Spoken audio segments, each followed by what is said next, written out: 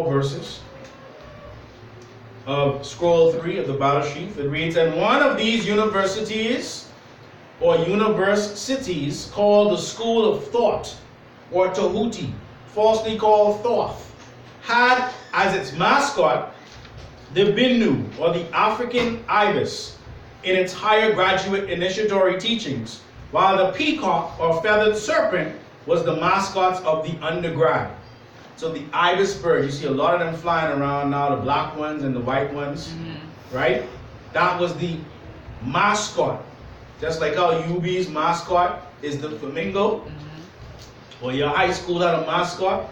This is where they're getting it from. Our original universities had mascots.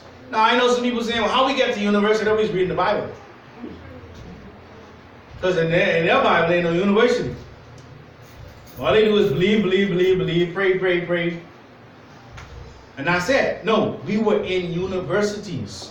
This is what Genesis 3 is talking about. This garden was an actual university. Verse 2, "And there was one such undergrad who attended this university, whose name was Nakash." Say Nakash. Nakash.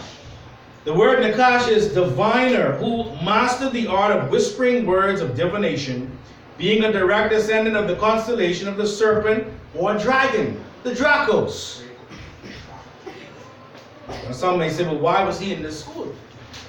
Why would you let somebody named Nakash into your school? Well, let's see. "And this Nakash was a humanoid serpent man." Oh, so it wasn't some snake talking. It was a humanoid serpent man. What do we mean by humanoid serpent man?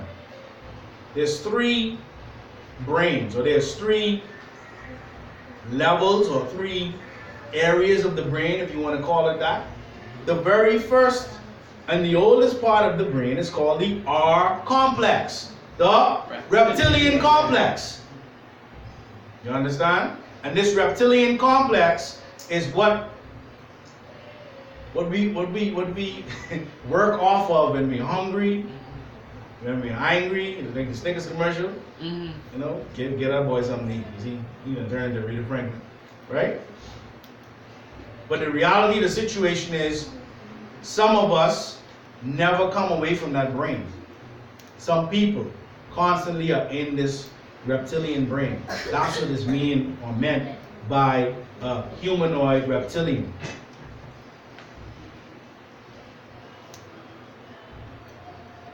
Verse 3, "And this Nakash was a humanoid serpent man whose genetic spiritual beliefs was that of Aryan Hinduism." Remember Aryan Hinduism. Okay, we're coming back to that.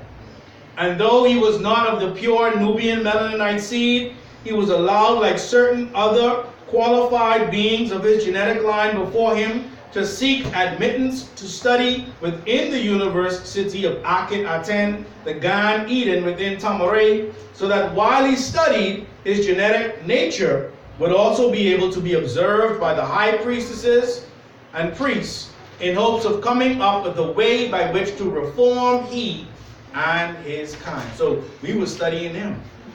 You were studying them. He wasn't the first one we allowed in.